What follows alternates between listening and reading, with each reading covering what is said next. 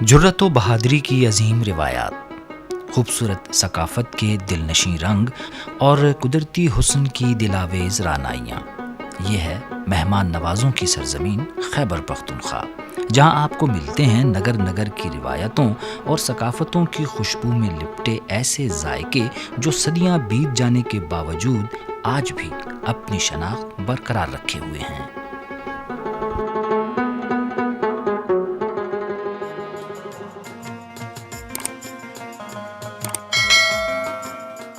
خوشیوں کے تہواروں خصوصاً عید قرباں کے موقع پر گوشت سے تیار ہونے والی ڈشز کی تیاری بھی ان چند روایات میں سے ہے جن پر آج بھی عمل ہو رہا ہے۔ مثلاً ثوابی کے گرد و نواح میں گوشت سے تیار ہونے والی ایسی ہی ایک ڈش کا نام ہے کٹوا۔ اگرچہ کٹوا ڈش عام طور پر تو گندم کی فصل کی کٹائی کے موقع پر تیار کی جاتی ہے، تاہم گوشت سے تیار ہونے والی اس ڈش کو کسی بھی موسم یا موقع پر پکایا جا سکتا ہے، اور پھر عید قربان سے بہتر موقع بھلا اور کون سا ہو سکتا ہے۔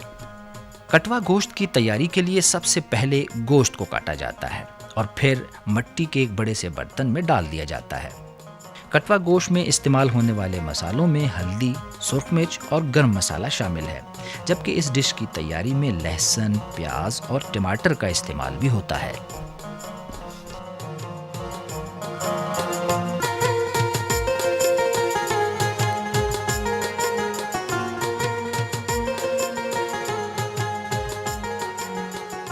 مٹی کے روایتی دیگچے میں تیار ہونے والا کٹوا گوشت اندازاً 2 گھنٹے میں پک کر تیار ہو جاتا ہے۔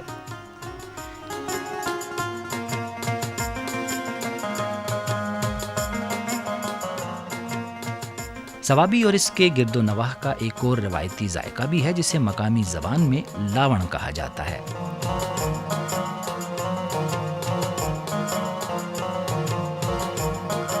لاون، جسے آپ کڑھی بھی کہہ سکتے ہیں، دہی، جوار کے آٹے، بیسن، گرم مسالے، ہلدی اور لہسن سے تیار کیا جاتا ہے اور بڑے شوق سے کھایا جاتا ہے، کیونکہ یہ ذائقے صدیوں کا سفر کر کے ان نسلوں تک پہنچے ہیں۔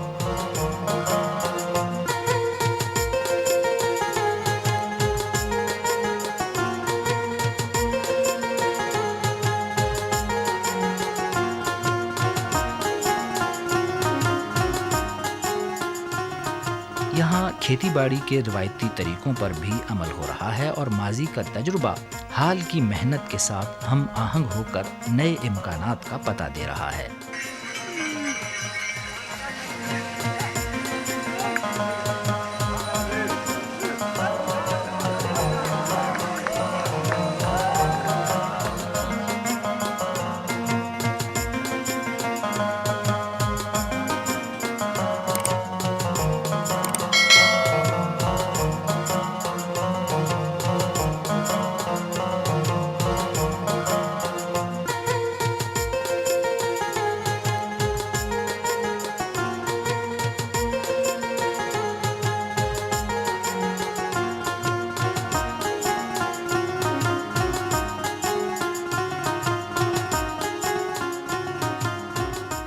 سکندر اعظم کی گزرگاہ ثوابی کا ہی ایک اور روایتی ذائقہ کالو خانہ تالی کے نام سے مشہور ہے۔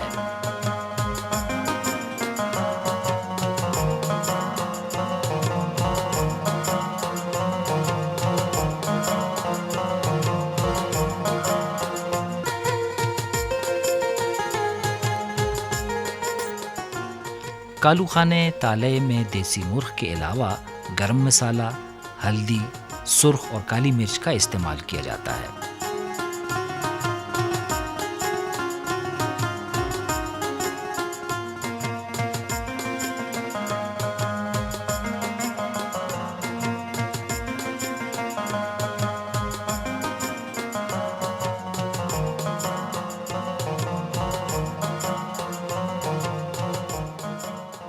اور جب یہ ڈش پک کر تیار ہو جاتی ہے تو اسے مٹی کے ایک برتن میں ڈال کر پیش کیا جاتا ہے، اور عموماً ایک برتن کے ارد گرد 4 افراد بیٹھ جاتے ہیں اور سب مل کر یہ ڈش کھاتے ہیں۔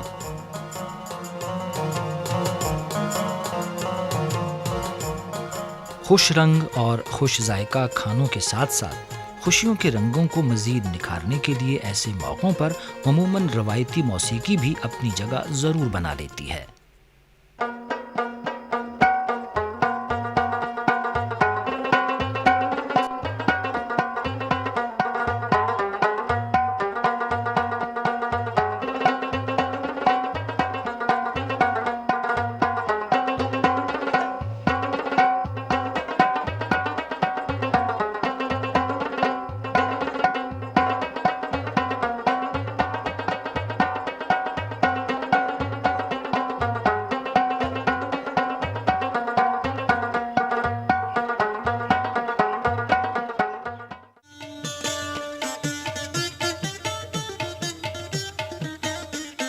دل میں اتر جانے والے قدرتی مناظر کو اپنے دامن میں سموئے خیبر پختونخوا کی وادی سوات اپنی قدرتی دلکشی کے ساتھ ساتھ کچھ روایتی ذائقوں کے حوالے سے بھی پہچانی جاتی ہے، اور انہی ذائقوں میں ایک ذائقہ بیگمے چاولوں کا بھی ہے۔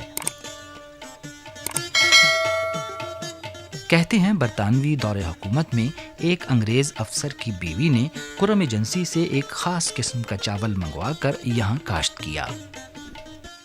چاولوں کی یہ کاشت کافی کامیاب رہی اور پھر رفتہ رفتہ اسی انگریز افسر کی بیگم کی نسبت سے یہ چاول بیگمے چاول کہلائے جانے لگے، جو آج وادی سوات کی ایک خاص پہچان ہے۔ بیگمے چاول تیار کرنے کے لیے دیسی گھی، گرم مسالہ، پیاز، ٹماٹر اور گوشت کی ضرورت ہوتی ہے، جو مرغی کا بھی ہو سکتا ہے۔ بیگمے چاول کی ڈش جس روایتی طریقے سے تیار کی جاتی ہے اس کے مطابق پہلے دیگچے میں گھی ڈال کر اس میں پیاز کو براؤن کیا جاتا ہے، جس کے بعد اس میں ٹماٹر، مرچ اور مسالہ ڈالا جاتا ہے۔ کچھ دیر بعد اس مسالے میں مرغی کے ابلے ہوئے ٹکڑے بھی ڈال دیے جاتے ہیں اور پھر انہیں بھونا جاتا ہے، اور آخر میں بیگمے چاول ڈال دیے جاتے ہیں جو تھوڑی ہی دیر میں پک کر تیار ہو جاتے ہیں۔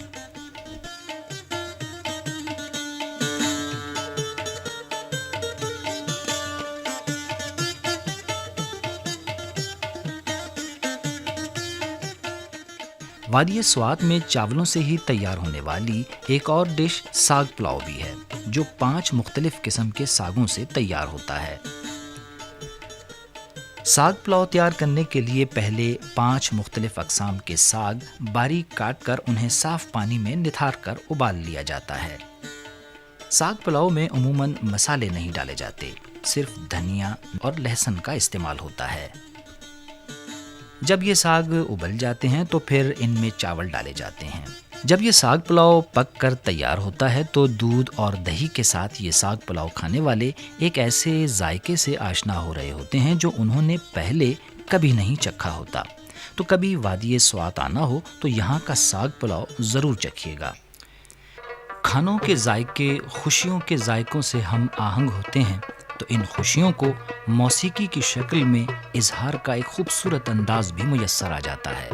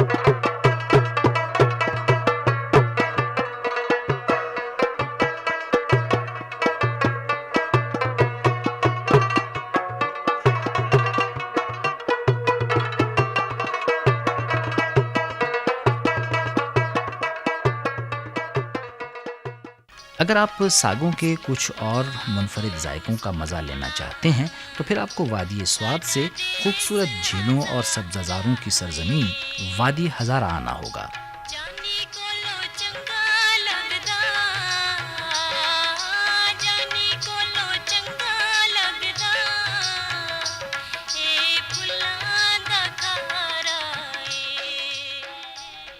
وادی ہزارہ میں یوں تو کئی قسم کے ساگ اگتے ہیں، لیکن پھگوالا کا ساگ یہاں کی خاص سوغات ہے۔ وادی ہزارہ میں پھگوالا کا ساگ پکانے کی جو ترکیب سینہ بسینہ چلی آ رہی ہے، اس کے مطابق سب سے پہلے ساگ کو اچھی طرح دھو کر کاٹ لیا جاتا ہے۔ اب پیاز کو گھی میں براؤن کیا جاتا ہے، جس کے بعد اس پیاز میں کٹے ہوئے ٹماٹر، ہلدی، پسا ہوا دھنیا، نمک اور سرخ مرچ ڈال کر مسالہ تیار کر لیا جاتا ہے۔ یہ مسالہ اب تقریباً 10 منٹ تک ہلکی آنچ پر بھونا جائے گا، جس کے بعد اس میں دہی کی لسی اور پانی ملا بیسن شامل کر دیا جائے گا، اور سب سے آخر میں اس آمیزے میں پھگوالا کا ساگ ڈال کر دیچکے میں چمچ ہلاتے رہیں گے۔ لیجئے جناب، کچھ ہی دیر میں پھگوالا کا ساگ تیار ہو گیا۔ اب آپ اسے گندم یا مکئی کی روٹی کے ساتھ کھا سکتے ہیں۔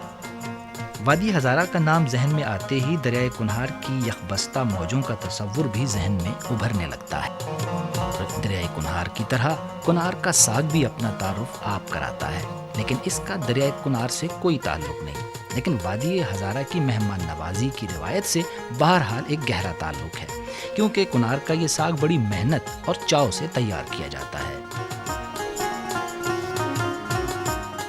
روایتی طریقے سے تیار ہونے والے کنہار کے ساگ کی تیاری میں استعمال ہونے والے اجزاء میں گھی، نمک، مرچ، زیرہ، ٹماٹر اور پیاز شامل ہیں۔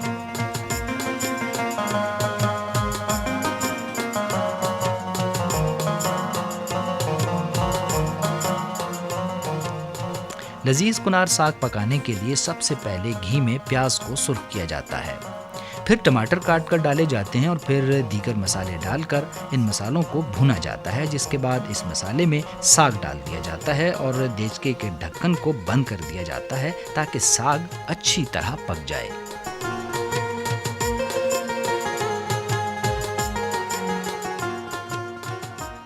ہزارہ کی سیاحت کے لیے آنے والے سیاح جنہیں ساگوں کے ساتھ ساتھ چاولوں کی مختلف ڈشز بھی مرغوب ہوتی ہیں، ان کے لیے یہاں وادی پکھل کا وہ چاول بھی موجود ہے جس کی خوشبو بے مثال اور ذائقہ لاجواب ہے۔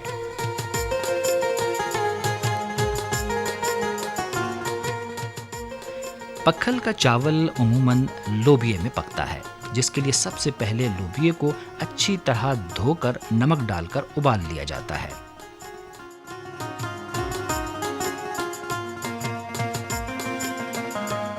اب پیاز کو براؤن کر کے اس میں تھوڑی سی ادرک، لہسن، سرخ مرچ اور نمک ڈالا جائے گا، اور ساتھ ہی وہ پانی بھی جس میں لوبیا ابالا گیا تھا، اور اب اس سارے آمیزے میں چاول ڈالنے ہیں۔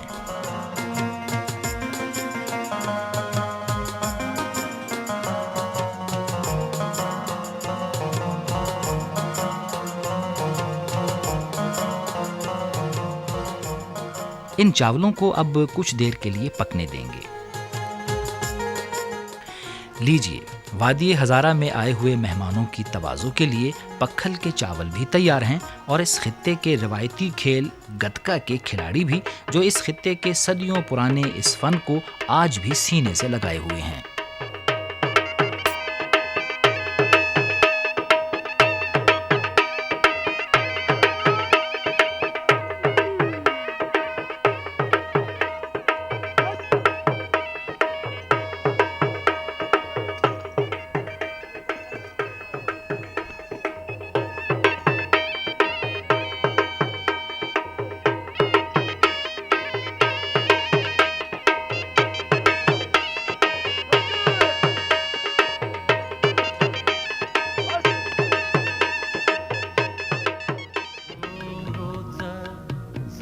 روایتی کھانوں کے ذائقے سینہ بسینہ چلی آنے والی ترکیبوں کی وجہ سے ہی اپنی الگ شناخت قائم رکھنے میں کامیاب رہتے ہیں۔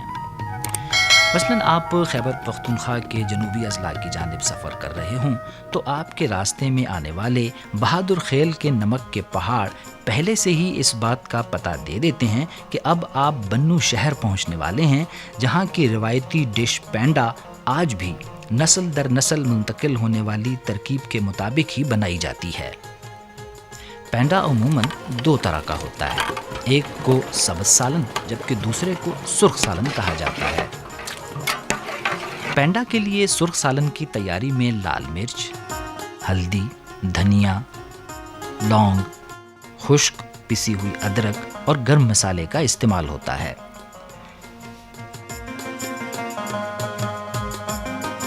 پینڈے کے لیے سالن کی تیاری کا آغاز دیگ یا دیچکی میں پیاز، آلو اور کدو کے ڈالنے سے ہوتا ہے۔ جب یہ آمیزہ پک کر تیار ہو جاتا ہے تو پھر گوشت ڈالا جاتا ہے، لہسن، ٹماٹر، دہی اور سبز دھنیا وغیرہ ڈال دیا جاتا ہے۔ پینڈے کے لیے سب سالن کی تیاری کا پہلا مرحلہ بھی آلو اور پیاز کو براؤن کرنے کا ہوتا ہے، پھر گوشت اور سبز ٹماٹر ڈالتے ہیں۔ البتہ سب سالن میں مسالوں کا استعمال نہیں ہوتا۔ پینڈے کی تیاری کے لیے بکرے یا دمبے کے گوشت کے علاوہ مرغی کا گوشت بھی استعمال کیا جا سکتا ہے، جسے سرکہ اور نمک لگا کر پہلے ہی فرائی کر لیا جاتا ہے۔ پینڈے کے لیے سالن چاہے سرخ ہو یا سبز، دونوں میں ایک ہی طرح کی روٹی ڈالی جاتی ہے جسے پوستی کہتے ہیں۔ تقریباً 1 کلو وزنی پیڑے کو اس چادر نما روٹی میں تبدیل کرنے کے لیے جو مہارت اور محنت درکار ہے، وہ تو بس یہیں کے ہنرمندوں کا خاصہ ہے۔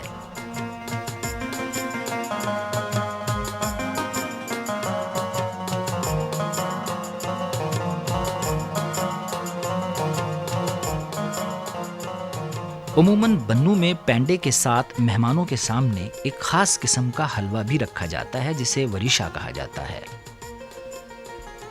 خشک دودھ، پانی، چینی، سوجی، پستہ اور بادام اور کدو کے مربے سے تیار ہونے والا یہ حلوہ اس خطے کی ایک میٹھی روایت ہے۔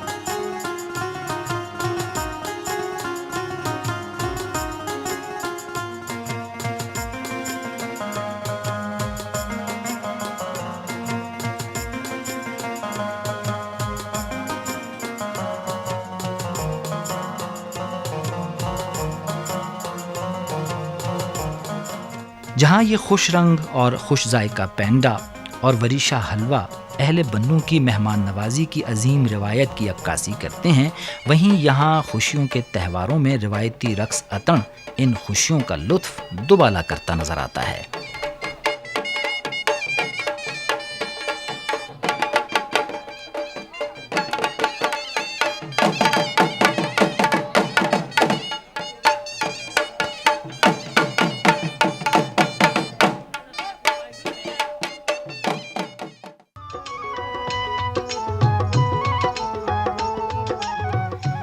دریائے سندھ کے کنارے پر آباد ڈیرہ اسماعیل خان اپنے روایتی سوہن حلوے کے ساتھ ساتھ گوشت پلاؤ کے لیے بھی خاصا مشہور ہے، جو آج بھی روایتی طریقے سے ہی تیار کیا جاتا ہے۔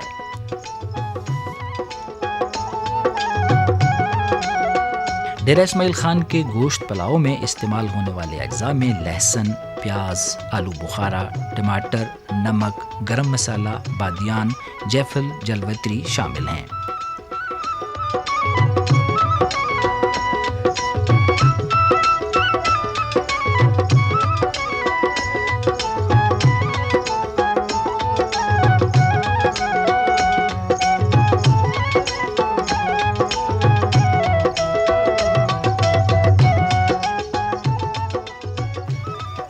گوشت پلاؤ ڈیرہ اسماعیل خان کی چھوٹی بڑی تقریباً تمام ہی تقریبات کی ایک اہم ڈش سمجھی جاتی ہے۔ اہل ڈیرہ اسماعیل خان کی مہمان نوازی کا ایک رنگ دم پخ کی شکل میں بھی دیکھا جا سکتا ہے۔ دم پخ کی تیاری میں جن اجزاء کی ضرورت ہوتی ہے ان میں بادیان، جیفل، کشمش، سرخ مرچ، گرم مسالہ، ادرک اور آلو بخارا وغیرہ شامل ہیں۔ ذبح شدہ اور صاف بکرے کے اوپر مسالوں کا لیپ بھی کیا جاتا ہے۔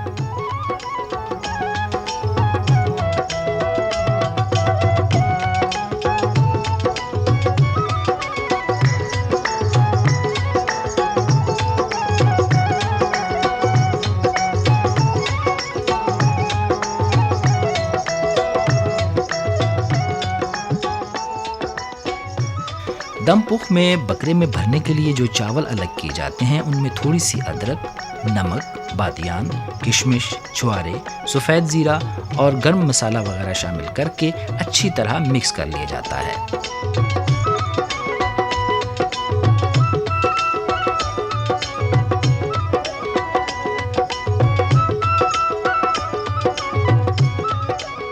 پھر یہ چاول بکرے کے پیٹ میں ڈال کر پیٹ سی دیا جاتا ہے اور کوئلوں کی ہلکی آنچ پر جب یہ دم پخت تیار ہو جاتا ہے تو خوبصورتی کے لیے اس کے اوپر چاندی ورک بھی لگا دیا جاتا ہے۔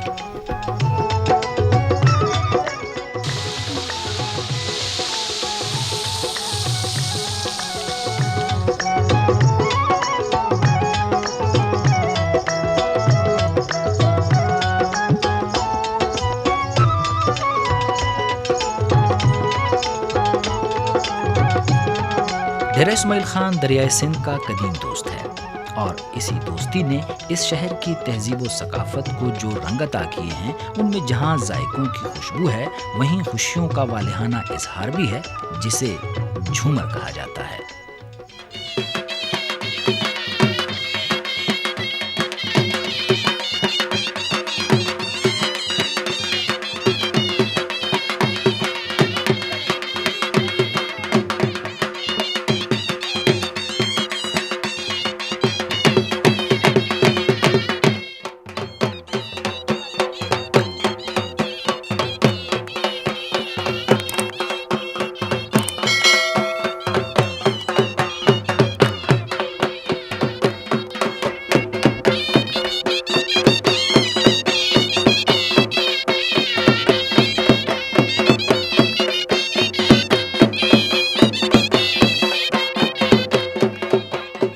صدیوں کا سفر طے کر کے زمانہ حال میں قدم رکھنے والے یہ تمام روایتی کھانے ہماری تہذیب و ثقافت کا حصہ ہیں اور دنیا کے کئی ممالک میں یہ کھانے اور یہ ذائقے پاکستان کی پہچان ہیں اور ہمیں اس پہچان پر فخر ہے۔